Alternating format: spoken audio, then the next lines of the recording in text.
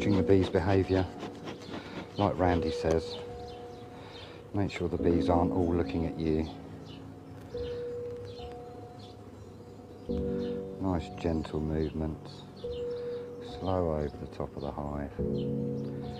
I mean, he did say about standing to the side of the hive, which I could probably do with this one, but I am comfortable. It's only 17 degrees at the moment. We've had rain all morning. We've got a lovely frames like that.